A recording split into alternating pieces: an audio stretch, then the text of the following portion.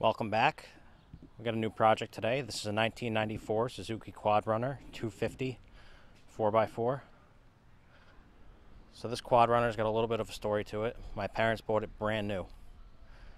Sometime after they bought it, it was stolen, and the chances of getting it back were pretty slim, we thought, but it showed up on a marijuana farm. So it was impounded and we got it from there.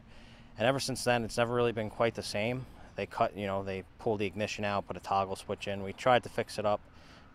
Some years it ran, some years it didn't. It's been shuffled back and forth between properties. Fast forward to now, it's not running, so we're gonna get it tuned up a bit and correct some of the little things on it.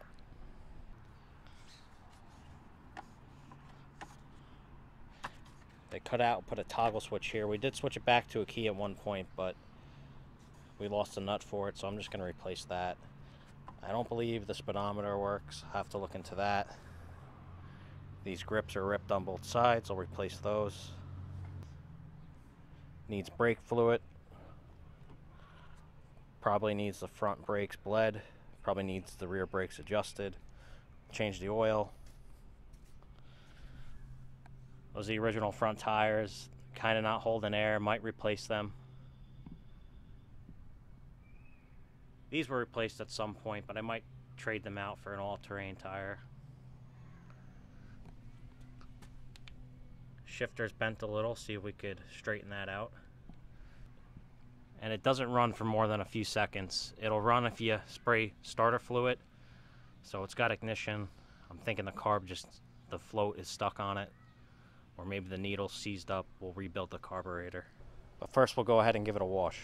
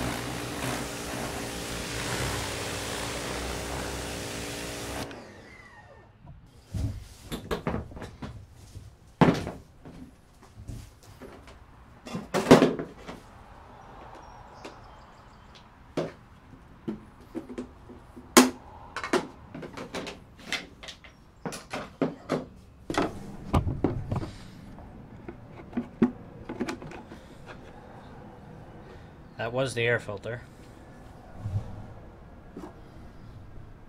Clean all that out.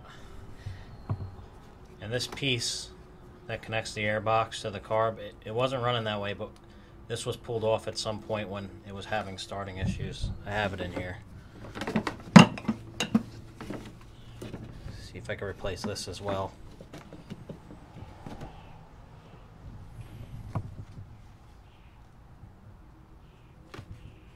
So I'll show you what it's doing. It's only running on starter fluid. So I got the fuel on. There's fresh fuel in the tank. I'm going to try to start it now.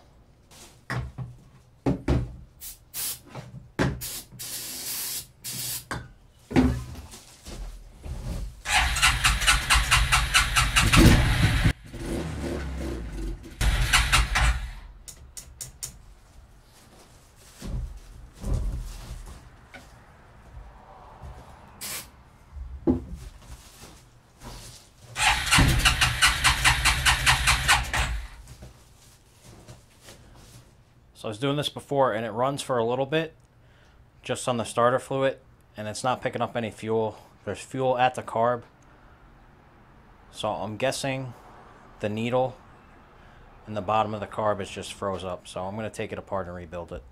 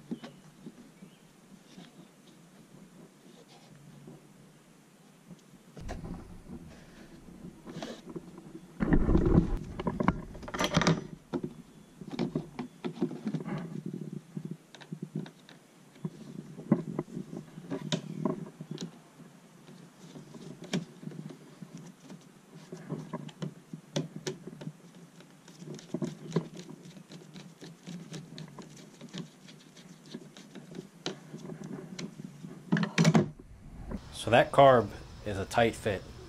I got the carb in, new air filter. The carb is mostly rebuilt. I skipped a few things on it, but I did the important stuff. And now I'm going to fire it up. I have a bunch of other stuff. I got a spark plug and new grips and a few other things. Going to do an oil change. For now, I just want to see if I can get it moving, and I'll bring it in the garage to do the oil change.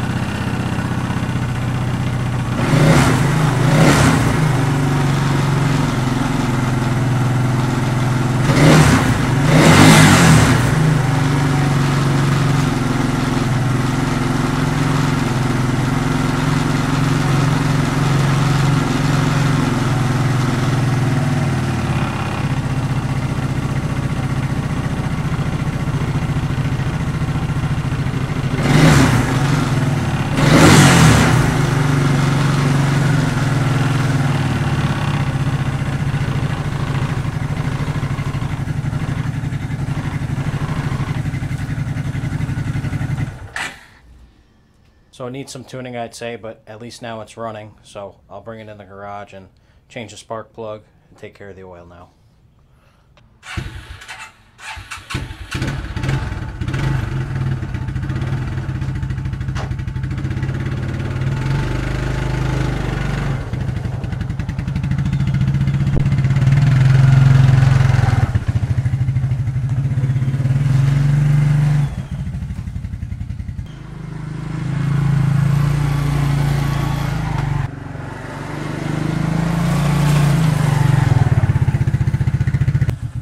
See, the battery is not charged, so I'm running the jumper box on it.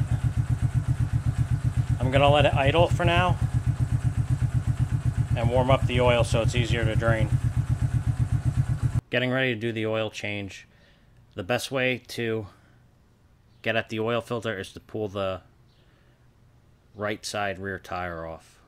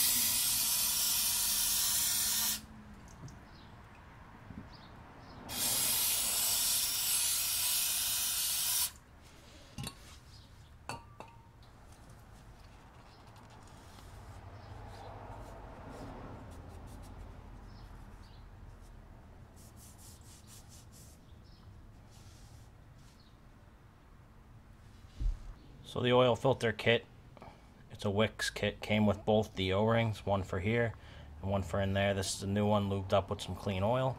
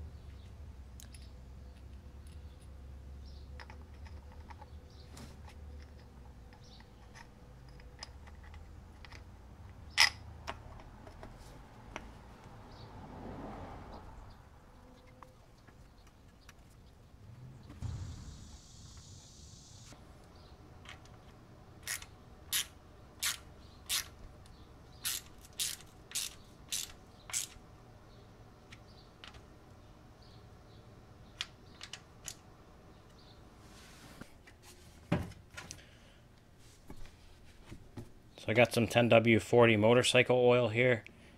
If you're watching this video, you probably know, but for those who don't, motorcycle oil is different than automotive oil. So just make sure you get some motorcycle oil. The rear diff and the engine share the same oil, so there's certain things in the oil that affect the clutches in automotive oil that you don't want in a motorcycle oil. Or I might even have it backwards. Maybe they put certain additives in for the clutches in a motorcycle oil. I'm no oil expert. Got here some Suzuki 4-stroke motorcycle oil.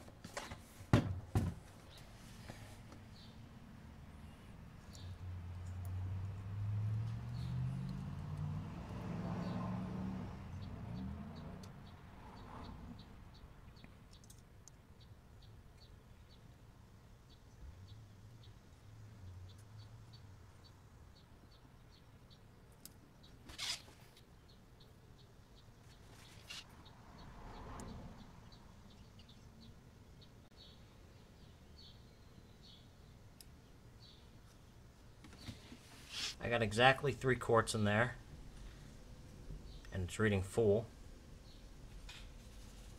I'm going to run the quad now. That'll come down a bit, and then I'll let it settle out a few, and then we'll add some more.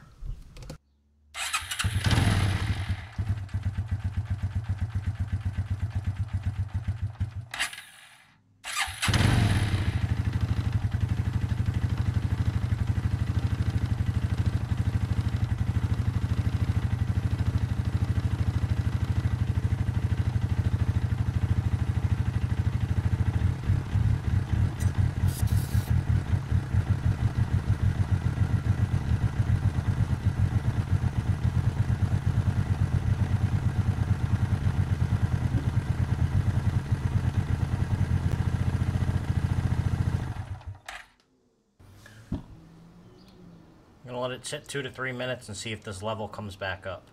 It's been about 5 minutes, and the oil's still on the low side, but I also have the tire off still, so I'm going to put the tire back on, make this level, then we'll check the oil level again. It's still going to be low, but when I add the final last amount, I want the quad to be on a level surface so I don't overfill it.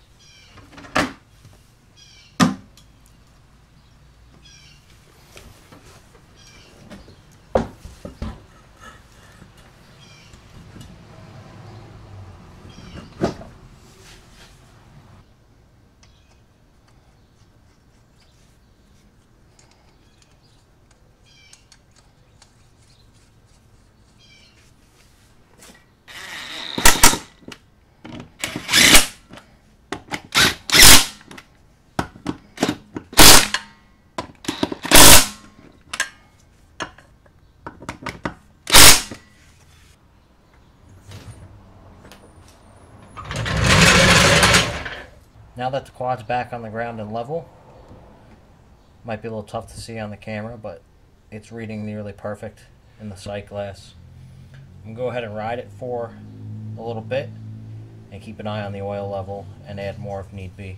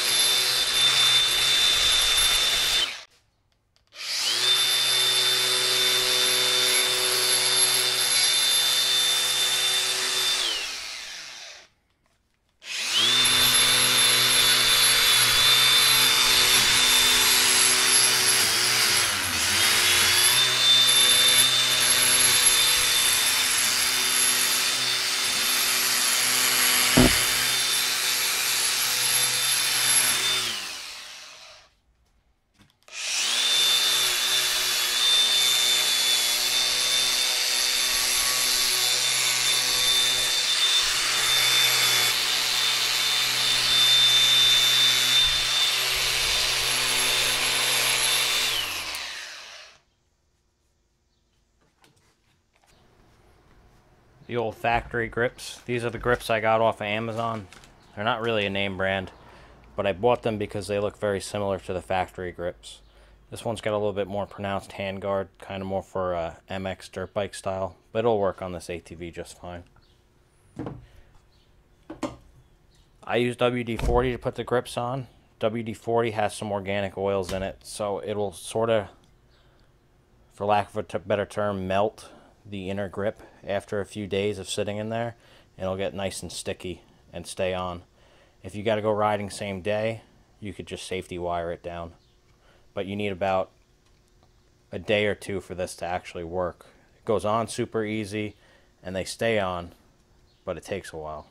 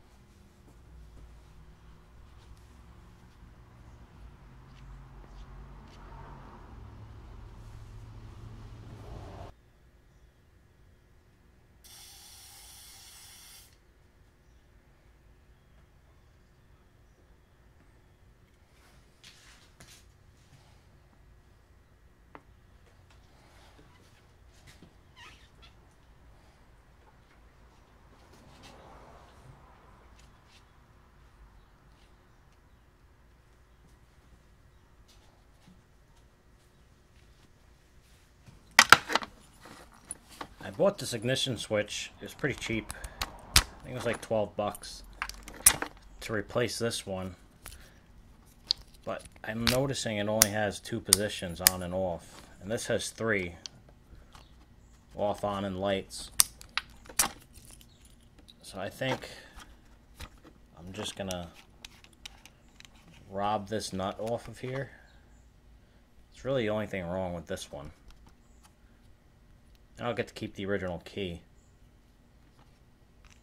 I guess I spent $13 for this.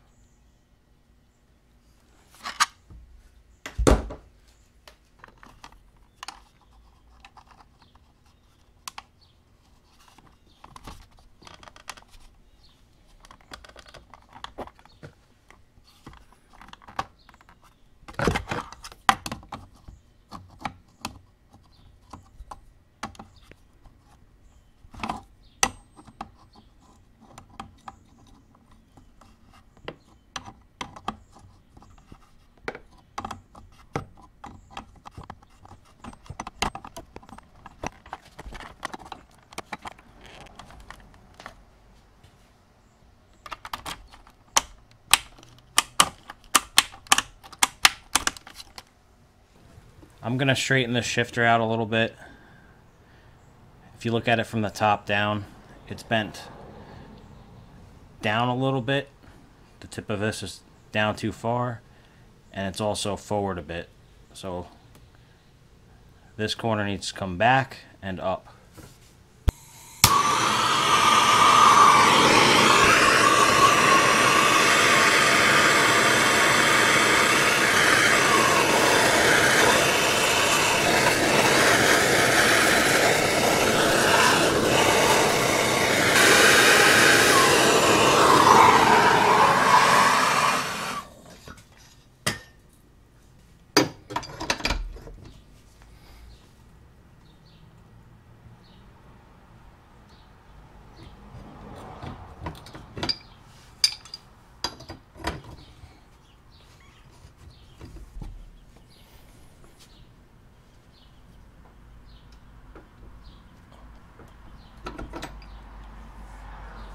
That's much better. Before, you really had to toe your foot all the way in just to make a shift. So now this should be good. I'm going to let it cool off, and I'll just hit it with some Rust-Oleum. Overall, the plastics on this are in pretty good shape. They took some abuse when it was stolen. We had previously put this in, to try to fix it. This was when I was a kid. The best way to keep cracks from spreading in plastic or metal or anything is to drill a hole at the end of the split. So what happens is you have a sharp corner, and that's a stress riser. So if you put a hole right in the end, it'll keep that stress down and stop it from spreading.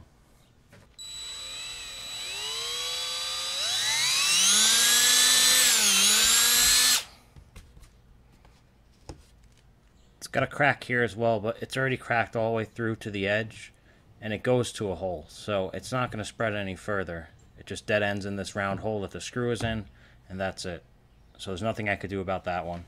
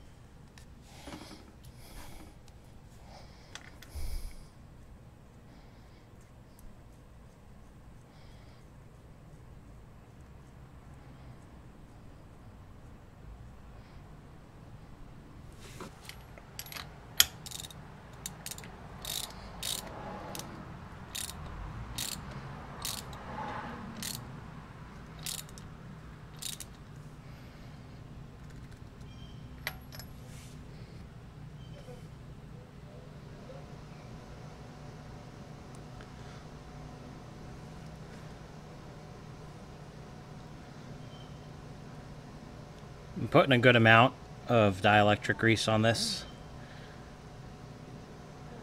just because these ATVs tend to go underwater at times.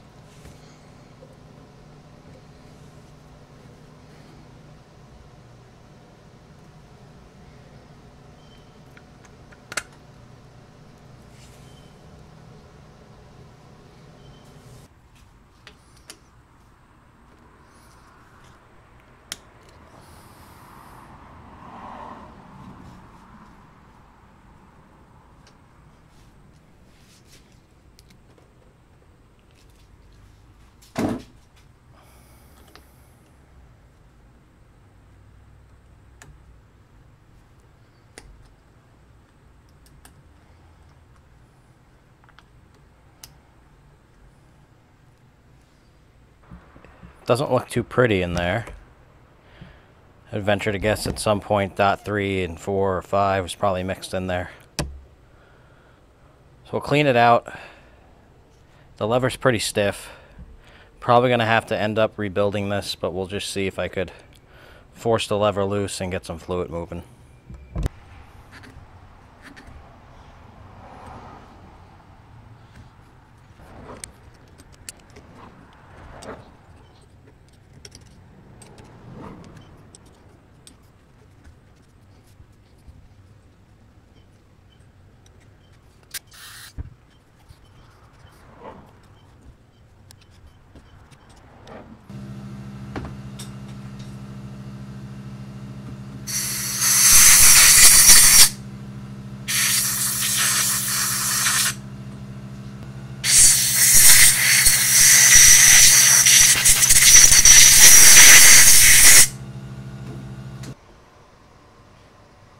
I wasn't really planning on giving this thing the best stuff I have, but it's the only .4.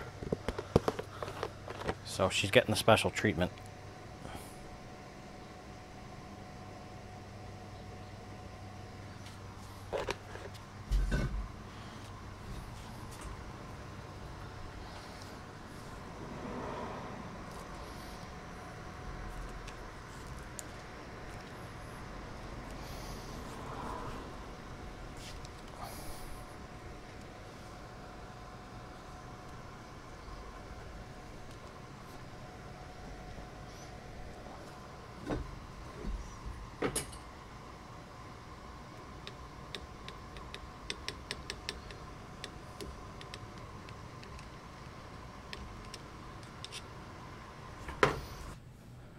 Brake systems are by far my least favorite systems to work on.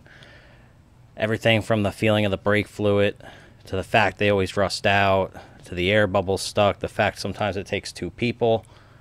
I just hate them. We're going to try this pressure bleeder, or excuse me, vacuum bleeder. I have a pressure bleeder, but I don't have a fitting for this master cylinder.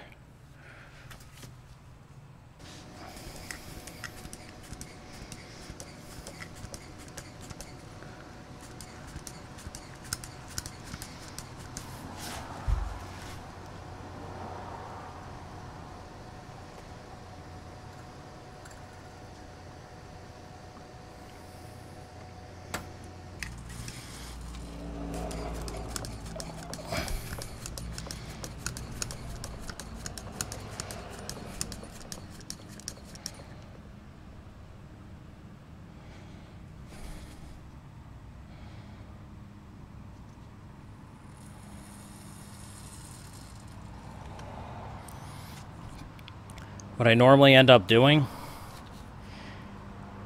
I vacuum bleed as much as I can, pull as much of the old fluid out until I get clean fluid, and then I just do a traditional pressure bleed because it's very hard to get a good bleed with just a vacuum bleeder alone.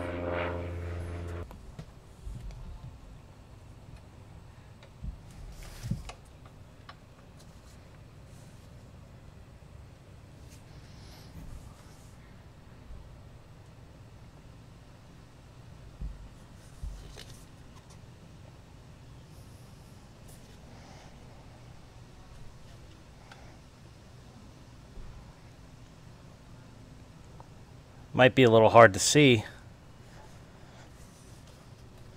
I'm pumping the master cylinder with my left hand. I'm opening and closing this with my right. It's pushing fluid, and the master, well, the handbrake feels much better now. Before I couldn't even move it.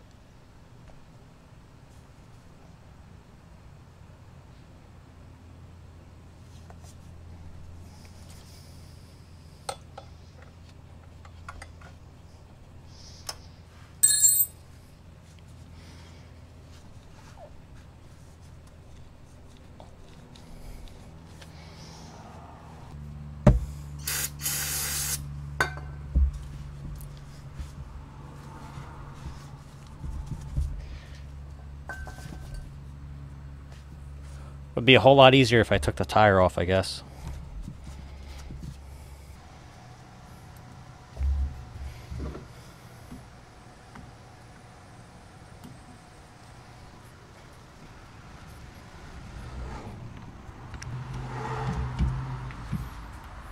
Front brakes are all bled now, so we're going to see how well they actually work.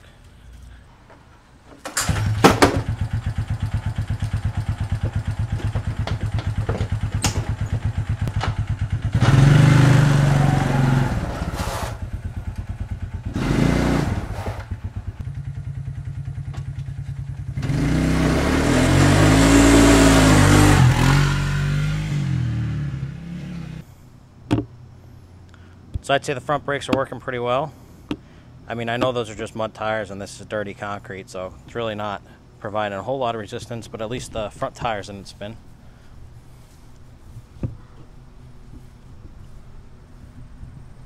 I plan to get to more with this video. I was going to change out the front and rear tires, change the diff fluid in the front, fix the CV boots that are torn in the front, and diagnose what's ever wrong with the charging system.